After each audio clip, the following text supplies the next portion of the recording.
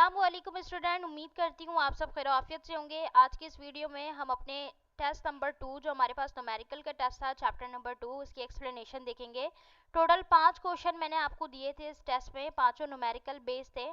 तो अब देखते हैं कि इसको किस तरीके से सॉल्व किया जाएगा। काफ़ी स्टूडेंट ने टेस्ट सबमिट कराया था जिसमें उन्होंने काफ़ी परफेक्ट किया था माशाल्लाह, लेकिन कुछ स्टूडेंट की थोड़ी बहुत मिस्टेक थी, तो उन सब चीज़ों को भी आज हम देखेंगे। सबसे पहला आपका जो क्वेश्चन दिया था मैंने, वो क्वेश्चन था what is the wave number of photon.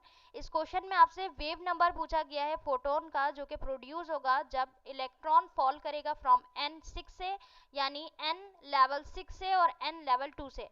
अब ये जो हमारे पास n है, ये n हमारे पास n1 और n2 है, ठीक है। यानी n कहते हैं नंबर ऑफ ऑर्बिट को। तो ऑर्बिट नंबर 6 से लेके ऑर्बिट नंबर 2 तक जब हमारे पास इलेक्ट्रॉन फॉल करेगा आएगा, तो ऐसे में जो हमारे पास वेव नंबर प्रोड्यूस होगा वो कितना प्रोड्यूस होगा। तो आपसे वेव नंबर पूछा गया है, ठीक है। तो इसकी एक्सप्लेनेशन देख लेते हैं हम। यहाँ पर हमारे पास एक सॉल्यूशन पीडीएफ मौजूद है एक स्टूडेंट का। अब इसमें मैं आपको बता रही हूँ, आप इससे अपनी पीडीएफ में जो है वो क्रॉस चेक कर लीजिएगा। अब इसके क्वेश्चन में जो सबसे पहले हमें काम करना है वो है डेटा बनाना। अब डेटा में हमें निकालना क्या था, वेव नंबर निकालना है। n1 की वैल्यू है 2 और n2 की वैल्यू है 6। अब ये कैसे पता चलेगा कि n1 की वैल्यू हमारे पास क्या होगी और n2 की वैल्यू हमारे पास क्या होगी। तो जब भी हमारे पास जो छोटी वैल्यू होती है, जो कम वैल्यू होगी, वो हमेशा n1 की वैल्यू होगी, और जो बड़ी वैल्यू होगी वो n2 की होगी।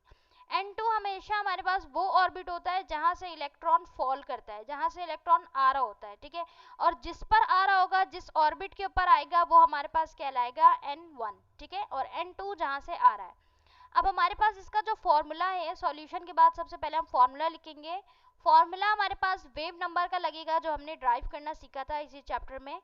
आर एच वैल्यू है वो हमारे पास है 1.09678 इंटू एक्सपोनेंट 7, और मल्टीप्लाई होगा हमारे पास 1 ओवर n1 स्क्वायर के साथ और 1 ओवर n स्क्वायर 2 के साथ, ठीक है।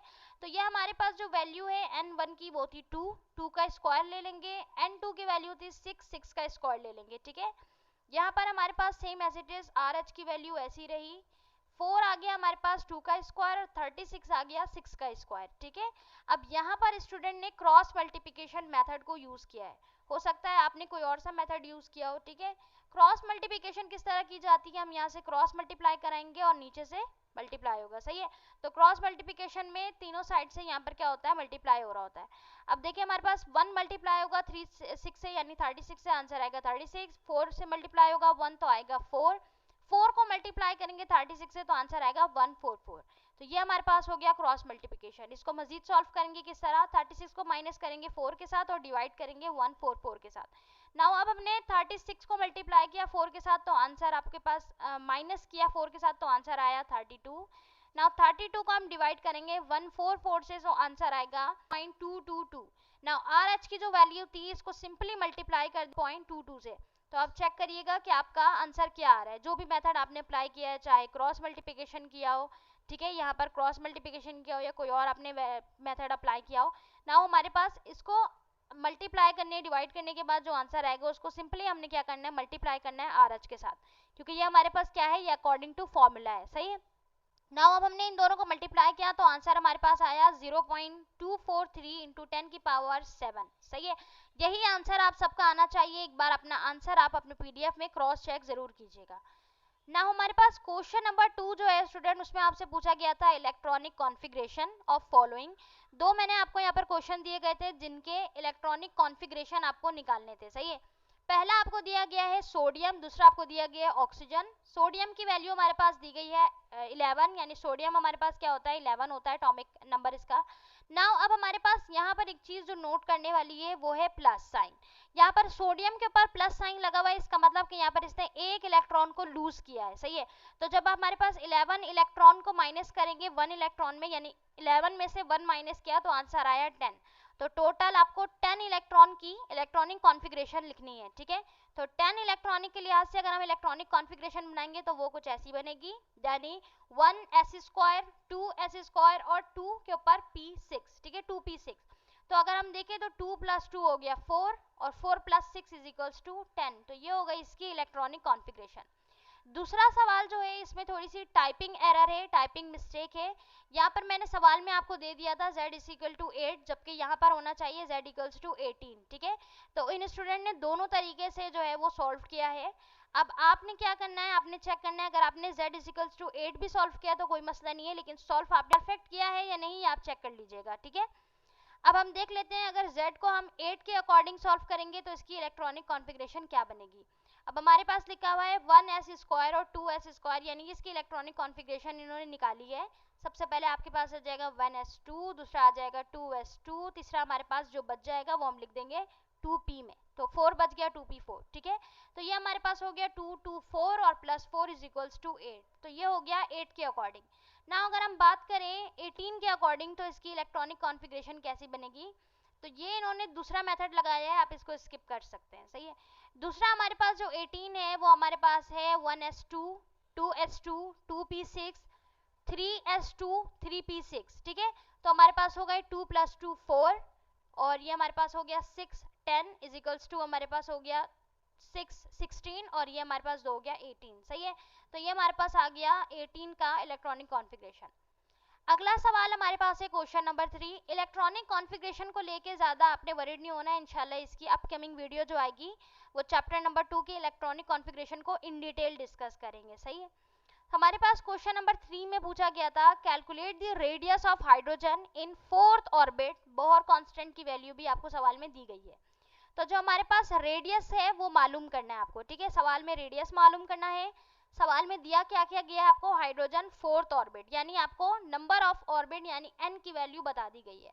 सवाल में मैंने 4 r और d लिख दिया था, 4 लिख दिया था, तो आप इसको करेक्ट कर लीजिएगा, ये 4th होगा, ठीक है, 4th ऑर्बिट। अच्छा, बुक में ये सवाल मौजूद है, 3rd ऑर्बिट आपसे पूछा गया है, तो थोड़ी बहुत चेंजिंग करके सवाल दिए ताकि आपकी प्रैक्टिस हो सके। नंबर ऑफ ऑर्बिट जो है n वो हमारे पास है 4। एंगस्ट्रॉम की वैल्यू यानी कांस्टेंट वैल्यू जो है बोहर की वो आपको मालूम है 0.529 एंगस्ट्रॉम। r यानी रेडियस आपको निकालना है। अच्छा, यहाँ पर लिखा हुआ है z इज इक्वल्स टू 1, इसका क्या मतलब, ये हमारे पास क्या है, एटॉमिक नंबर है जो आपको एलिमेंट दिया गया है। सवाल में आपसे पूछा गया था हाइड्रोजन का रेडियस, तो हाइड्रोजन का एटॉमिक नंबर होगा 1, इसलिए हम यहाँ लिखेंगे z इज इक्वल्स टू 1, ठीक है। अब सबसे पहले इसका फॉर्मूला पुट करते हैं। रेडियस का फॉर्मूला हमारे पास है angstrom multiply by n square divided by z, यानी डिवाइडेड ओवर एटॉमिक नंबर। अब हमारे पास एंगस्ट्रॉम की वैल्यू क्या थी, 0.529 मल्टीप्लाई होगा n स्क्वायर से, यानी नंबर ऑफ ऑर्बिट और इसका स्क्वायर। नंबर ऑफ ऑर्बिट हमारे पास था 4, ठीक है। अब इस 4 को अगर हम देखें इसका स्क्वायर ले तो 4 का स्क्वायर होगा 8, मल्टीप्लाई कर देंगे 0.529 से, तो आपका आंसर जो आएगा वो आएगा 8.464 एंगस्ट्रॉम में हमारे पास आंसर बनेगा 0.529 मल्टीप्लाई 16, ठीक है। तो ये हमारे पास क्वेश्चन नंबर 3 हो गया। लास्ट क्वेश्चन आपके पास, सेकंड लास्ट क्वेश्चन आपके पास दिया गया है question number 4, that is identify the orbital of higher energy in the following pair. आपको हायर एनर्जी मालूम करना है ऑर्बिटल का, आपको फॉलोइंग पेयर दिए गए हैं। पहला पेयर है हमारे पास 4f और 6p का। तो according to n plus l rule, यानी कि हमारे पास प्रिंसिपल क्वांटम नंबर और अज़ीथोमल क्वांटम नंबर को अगर हम देखें तो इनको प्लस करके आपने इस रूल के अकॉर्डिंग आंसर निकालना है। तो हम n प्लस l रूल के अकॉर्डिंग काम करेंगे। n हमारे पास होता है नंबर ऑफ ऑर्बिट, ठीक है, जो कि आपके पास यहाँ पे दिया गया है 4। l हमारे पास है f, तो आपको पता है f की वैल्यू हमारे पास होती है 3, तो हम 4 को प्लस करेंगे 3 के साथ, आंसर आ जाएगा आपका 7, सही। तो ये तो अभी हमने सिर्फ 4f की वैल्यू निकाल ली ना। अगर हम 6p की बात करें तो 6p हमारे पास हो गया 6, तो number of orbit n plus l को अगर हम देखें तो हमारे पास जो p होता है p बराबर होता है 1 के, तो 1 क्या, तो प्लस आंसर आ गया हमारा 7। तो ये तो हमने 6p की वैल्यू निकाल दी, लेकिन आपसे सवाल में वैल्यू नहीं पूछा गया था, सवाल में पूछा गया था हायर एनर्जी, ऑर्बिटल का हायर एनर्जी बताना है। तो अब आगे लास्ट में लिखा है हमारे पास स्टूडेंट, ये जो वैल्यू है, ये जो हमने फाइंड आउट की है वैल्यू, तो ये वैल्यू हमारे पास n6 की, यानी नंबर ऑफ ऑर्बिट हमारे पास जो 6 है, इसकी 6p जो है वो ग्रेटर है किससे, हमारे पास 4f से, ठीक है। तो ये जो हमारे पास एनर्जी होगी वो हायर एनर्जी किसकी होगी, 4f की, ठीक है। तो it has higher energy than 4f, क्योंकि हमारे पास नंबर ऑफ ऑर्बिट जो है वो ज़्यादा है, तो नंबर ऑफ ऑर्बिट ज़्यादा है तो एनर्जी लेवल जो होगा वो ज़्यादा होगा। तो हमारे पास 6p के जो है वो ग्रेटर देन है 4f से। इसी तरीके से दूसरा वाला अकॉर्डिंग टू इसी रूल हम सॉल्व करेंगे। नाउ हम बात करते हैं क्वेश्चन नंबर 5 की, जो कि हमारा लास्ट क्वेश्चन है। Calculate the energy of electron in L shell. अब आपको कैलकुलेट करना है एनर्जी को एल शेल, जिसमें आपको 1 मोल ऑफ हाइड्रोजन दिया गया है, ठीक है। तो हाइड्रोजन 1 मोल ऑफ हाइड्रोजन और साथ ही एल शेल। एल शेल का क्या मतलब, नंबर ऑफ ऑर्बिट को जाहिर कर रहा है एल शेल। किस तरह, अब ये हमारे पास फॉर एग्जांपल शेल है, न्यूक्लियस है, अब ये हमारा पहला शेल, दूसरा, तीसरा, चौथा, इस तरह। तो पहला शेल हमारे पास होता है के, दूसरा होता है एल, फिर एम, फिर एन, ठीक है। तो दूसरा शेल हमारे पास कौन सा होता है, एल होता है। तो यहाँ पर आपसे लिखा हुआ है एल शेल, ठीक है। ये रहा हमारे पास लिखा है एल शेल। एल शेल का मतलब हो गया नंबर ऑफ जो हमारे पास ऑर्बिट है वो है 2, ठीक है। तो एन की वैल्यू आ गई स्टूडेंट आपके पास 2। आपको मालूम क्या करना है, एनर्जी मालूम करना है। के की वैल्यू आपको दी गई है 4968 किलो जूल पर मोल, सही है। तो ये हमारे पास है 4968 किलो जूल पर मोल। अच्छा, सवाल के अकॉर्डिंग सॉल्व करना है, बुक में जो लिखा है उसके अकॉर्डिंग सॉल्व नहीं करना। मैंने ये सवाल बुक से ही दिया है, लेकिन यहाँ पे के की वैल्यू को चेंज की है आपकी प्रैक्टिस के लिए, सही है। तो जो सवाल में आपको वैल्यू दी गई है के की, वही वैल्यू को यूज करते हुए काम करना है। फॉर्मूला लगाएंगे सबसे पहले एनर्जी का। तो हमारे पास फॉर्मूला एनर्जी का क्या है स्टूडेंट, एनर्जी का फॉर्मूला हमारे पास होता है E is equals to minus k over n square. अब जो हमारे पास माइनस के है, के की कांस्टेंट वैल्यू जो आपको सवाल में दी गई है वही पुट करेंगे 4968। एन स्क्वायर का मतलब एन की वैल्यू है 2 और स्क्वायर, यानी 2 का स्क्वायर ले लेंगे तो हो गया 4। अब हम मल्टीप्लाई कर सीधा सीधा डिवाइड करेंगे 4968 को 4 के साथ, तो आंसर आ जाएगा हमारा। अब यहाँ पर काफ़ी स्टूडेंट की मैंने जो है ना वो कॉमन मिस्टेक देखी है, जिस मिस्टेक की वजह से आपके मार्क्स डिडक्ट हो सकते हैं। वो है कि आपने आंसर बिल्कुल करेक्ट निकाला है, यूनिट भी लगाई है, लेकिन ये जो माइनस साइन है ये नहीं लगाया है। लेकिन यहाँ पर माइनस साइन आएगा, क्योंकि हमारे पास ये माइनस साइन फॉर्मूले का है। ये देखिए यहाँ पर जो हमारे पास फॉर्मूला है, यहाँ फॉर्मूले में हमारे पास माइनस साइन है, तो ये माइनस साइन हमें एंड में भी लगाना होगा। अगर माइनस कैंसिल हो जाता तो हम करते हैं, लेकिन यहाँ माइनस कैंसिल नहीं होगा, ठीक है।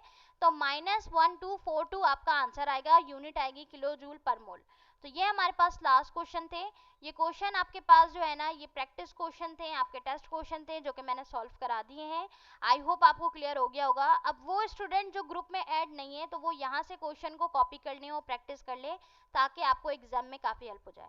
इंशाल्लाह नेक्स्ट वीडियो हम अपलोड करेंगे इलेक्ट्रॉनिक कॉन्फ़िगरेशन की, और इसके साथ ही आपका जो अगला टेस्ट है वो हमारे पास चैप्टर 3 के MCQs का होगा। Thank you so much for watching, take care, अल्लाह हाफिज़।